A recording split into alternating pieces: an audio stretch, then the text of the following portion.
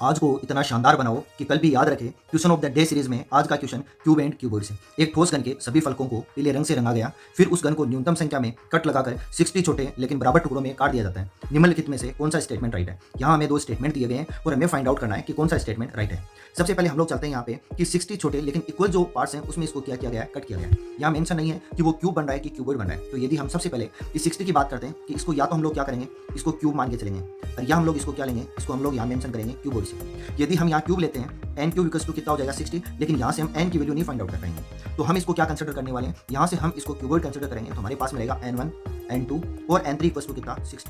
अब हमारा टारगेट है कि हमें n1 n2 और n3 की वैल्यू फाइंड आउट करनी है। तो जो 60 है हम इसका क्या करेंगे, यहाँ से एलसीएम लेते हैं। जैसे ही हमने एलसीएम लिया तो यहाँ से 3 मल्टीप्लाई 4 मल्टीप्लाई 5 इक्वल्स टू कितना आएगा 60। तो यहाँ से हमें n1 n2 और n3 की वैल्यू मिल चुकी है। यदि ये वैल्यू हमें मिल गई, अब हम क्या करते हैं, इसका एक सिंपल सा पहले डायग्राम बनाते हैं, क्योंकि उससे ये क्या है कि क्वेश्चन थोड़ा सा इजी रहेगा, समझने में आसानी भी रहेगी। तो सबसे पहले हम इसका क्या कर लेते हैं, यहाँ पे डायग्राम बना लिया।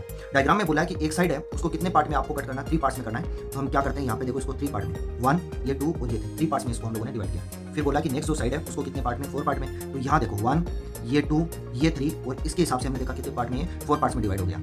इसके बाद में इसको नेक्स्ट एरिया तक इसको इंक्रीज कर देते हैं। उसके बाद में हमें बोला कि नेक्स्ट जो साइड है उसको कितने 5 पार्ट में डिवाइड करना है। हम चलते हैं, देखो 1 ये 2 ये 3 और ये 4 कट हम लोगों ने इस पर लगा दिया, और 4 लगाते हमारे कितने पार्ट में डिवाइड हो गया, हमारे पास में ये टोटल 5 पार्ट में डिवाइड हो गया। यदि यहाँ पे हम लोगों ने देखा कि हम टोटल कितने इससे क्यूबॉइड वो बना रहे हैं, तो 60 क्यूबॉइड हम लोग इससे बना रहे हैं। अब हमें फर्स्ट जो स्टेटमेंट दिया गया उस पर चलते हैं। इसने बोला कि the minimum number of cuts is 9, कि बोला कि इस पे मिनिमम है वो 9 कट्स हैं वो इस पे लगाए गए हैं। तो कट्स का भेद ही सिंपल सा फॉर्मूला 3 n माइनस क्या होता है 1, लेकिन ये किसके लिए होता है, ये केवल क्यूब के लिए।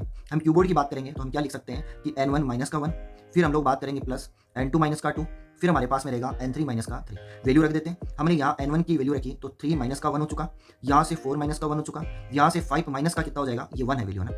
यहाँ हम लोग बात करते हैं तो 5 माइनस का कितना हो गया 1। हम देखते हैं कि यहाँ वैल्यू 2, यहाँ पे हमारे पास में वैल्यू आ जाएगी 3, यहाँ पे 4, ओवरऑल कितना 9। तो इस पे मिनिमम जो कट लगेंगे कितने लगेंगे 9। तो अकॉर्डिंग टू दिस हमारा फर्स्ट जो स्टेटमेंट है वो क्या है, राइट है। तो सेकंड जो स्टेटमेंट है उसकी हम लोग बात करते हैं। तो उसमें बोला गया है कि टुकड़ों की संख्या जिनकी किसी भी फलक पे रंग नहीं लगाया गया है, और वो संख्या कितनी है 6 है। इसका मतलब हमसे नंबर ऑफ क्यूब पूछे गए कि जिसपे जो बिल्कुल भी कलरफुल नहीं हो। तो इसके लिए एक बेहद ही सिंपल सा फॉर्मूला क्या होता है कि n-2 का रहेगा क्यूब, लेकिन ये भी किसके लिए होता है, क्यूब के लिए होता है। हम किसकी बात कर रहे हैं, क्यूबॉइड की। तो यहाँ से हमारा फॉर्मूला क्या हो जाएगा, n1 माइनस का 2 मल्टीप्लाई n2 माइनस का 2 मल्टीप्लाई n3 माइनस का 2 हमारे पास में फॉर्मूला हो जाएगा। वैल्यू रख देते हैं। वैल्यू रखेंगे तो यहाँ से तो 3 माइनस का कितना हो गया 2, फिर मल्टीप्लाई यहाँ वैल्यू रखेंगे 4 माइनस का 2, फिर मल्टीप्लाई 5 माइनस का कितना हो जाएगा 2।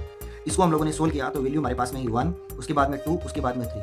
इसका मतलब यहाँ पे ऐसे क्यूब कितने होंगे 6 होंगे। तो ये स्टेटमेंट भी इसका क्या है, राइट है। तो इसका ऑप्शन सी राइट होगा।